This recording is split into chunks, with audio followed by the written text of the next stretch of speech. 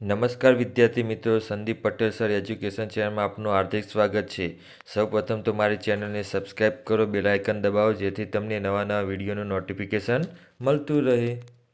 નમસ્કાર વિદ્યાર્થી મિત્રો, આજે આપણે ધોરણ 5માં સ્વાધ્યાય પોથી વિષય પર્યાવરણ ભાગ 3માં પ્રકરણ નંબર 11 સુનિતા અવકાશમાં તેનું આપણે આજે સંપૂર્ણ સચોટ સોલ્યુશન જોઈશું.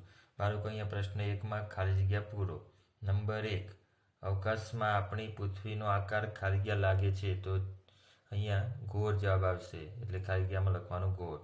નંબર 2, સુનિતા વિલિયમ્સે ખાલી જગ્યા છે તો અહીંયા અવકાશ યાત્રી આવે, તો જવાબમાં ખાલી જગ્યામાં અવકાશ યાત્રી લખવાનું. નંબર 3, આપણી પૃથ્વી સૌરમંડળનો એક ખાલી જગ્યા છે તો બાળકો ગ્રહ છે, તો ખાલી જગ્યામાં ગ્રહ લખવાનું. નંબર 4, પૃથ્વીના ગોળમાં જે ભાગ ભૂરો દેખાય છે તે ખાલી જગ્યા દર્શાવેલ છે, તે પાણી દર્શાવે છે.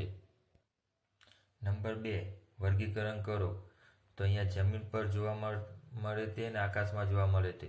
તો તારા તો આકાશમાં, સૂર્ય તો અવકાશમાં, વૃક્ષ તો જમીન પર, નદી તો જમીન પર, ચંદ્ર તો આકાશમાં, સારા તો જમીન પર, ખેતરો તો જમીન પર, ઉલ્કા તો આકાશમાં, પર્વત તો જમીન પર, દરિયો તો જમીન પર, ગ્રહો તો આકાશમાં, ઉપગ્રહો તો આકાશમાં જોવા મળે, સરોવર તો આકાશમાં જોવા મળે. પ્રશ્ન નંબર 3, પ્રશ્નના જવાબ લખો. નંબર 1, સૂર્ય રાત્રે કેમ દેખાતો નથી? સૂર્ય રાત્રે દેખાતો નથી કારણ કે પૃથ્વી પોતાની ધરી પર ફરતી રહે છે, આથી તે રાત્રે આપણને જે જગ્યાએ હોઈએ છીએ ત્યારે તે પૃથ્વી તે ભાગ સૂર્ય તરફ ન હોવાના કારણે સૂર્ય દેખાતો નથી. બાળકો, સંદીપ પટેલ સર એજ્યુકેશન ચેનલને સબસ્ક્રાઈબ કરો જેથી તમને શૈક્ષણિક લગતા સ્વાધ્યાયપોથી, સીઈટી, એનએમએસ જેવા નવોદયને લગતા વિડીયો તમને મળતા રહે. તો મારી ચેનલને સબસ્ક્રાઈબ કરો, બેલ આઇકન દબાવો, તમારા નીચે સબસ્ક્રાઈબનું બટન દબાવો. બાળકો, અહીંયા બીજો પ્રશ્ન, અવકાશમાં શા માટે બધી વસ્તુઓ તરે છે? તો અવકાશમાં બધી વસ્તુઓ તરતી જોવા મળે છે કારણ કે અવકાશમાં ગુરુત્વાકર્ષણ બળ લાગતું નથી કે ખૂબ જ ઓછું લાગે છે, જેના લીધે બધી વસ્તુઓ તરતી લાગે છે. નંબર 3, જો તમે અવકાશમાં જાઓ તો શું કરો? જો હું અવકાશમાં જાઉં તો પૃથ્વીની નજીક જાઉં, તરતા તારા, ગ્રહો, આકાશગંગાઓનો અભ્યાસ કરું, વૈજ્ઞાનિક પ્રયોગમાં મદદ કરું અને ઉપગ્રહો અને ટેકનોલોજી વિશે શીખું અને અવકાશ યાત્રીઓ સાથેનો અનુભવ શેર કરું. બાળકો, મારી ચેનલને સબસ્ક્રાઈબ કરવાનું ભૂલતા નહીં. આપણે સોલ્યુશન સરળતાથી આપણે જોઈ શકીએ. બાળકો, મારી ચેનલને સબસ્ક્રાઈબ કરો, નવા વિડીયો નોટિફિકેશન મળતું રહે. બાળકો, હવે આપણે ચોથા પ્રશ્નમાં પ્રવેશ કરી રહ્યા છીએ. અવકાશમાં અવકાશ યાત્રીઓના વાળ કેમ ઉપર રહે છે? કારણ કે ત્યાં ગુરુત્વાકર્ષણ બળ લાગતું નથી. વાળ ખરેખર ઉપર નથી જતા, પરંતુ નીચે ખેંચનાર બળ ન હોવાના કારણે તે સ્વતંત્ર રીતે ફેલાઈ જાય છે અને આપણને તે ઉપર ઊભા હોય એવું લાગે છે. આથી અવકાશ યાત્રીઓના વાળ ઉપર રહે છે.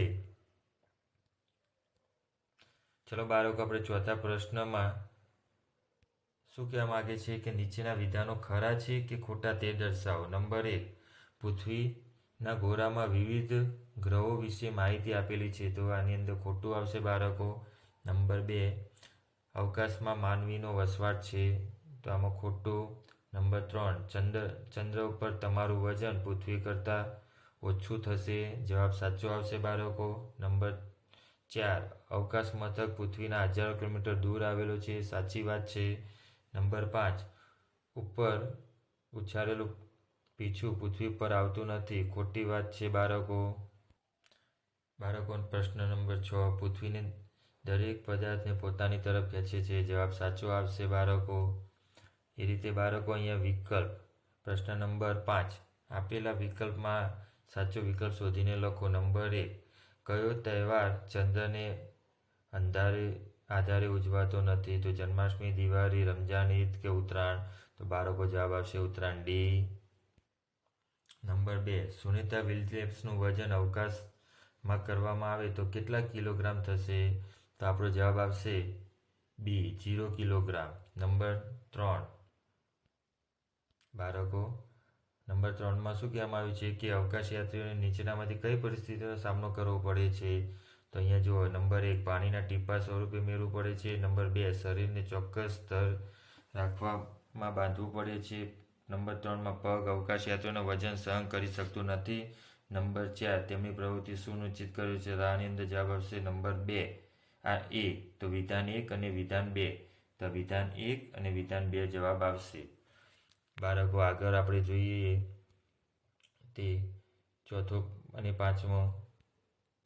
ચોથામાં હવામાં ઉછાળેલો દડો નીચે કેમ પડે છે? કારણ કે ગુરુત્વાકર્ષણ બળના કારણે કે ઘર્ષણ બળના કારણે? તો જવાબ આવશે બી માત્ર 1 ગુરુત્વાકર્ષણ બળના કારણે. નંબર 5 ચંદ્ર દક્ષિણ ધ્રુવ પર સૌ પ્રથમ યાનનું સફળ ઉતરાણ કરનાર દેશ કયો છે?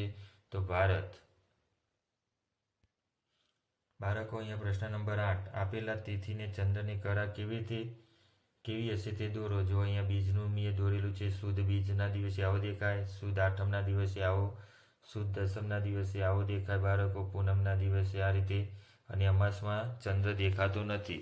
તો આ આપણી ચંદ્રની કળા વિશેની માહિતી જોઈ. તો બાળકો, તમને મારો વિડીયો કેવો લાગ્યો હોય? જો સારો લાગ્યો હોય તો મારી ચેનલને સબસ્ક્રાઈબ કરો, બેલ આઇકન દબાવો, જેથી તમને રોજ સ્વાધ્યાય પોથી CETને લગતા વિડીયો, શૈક્ષણિક લગતા વિડીયો તમને મળતા રહે.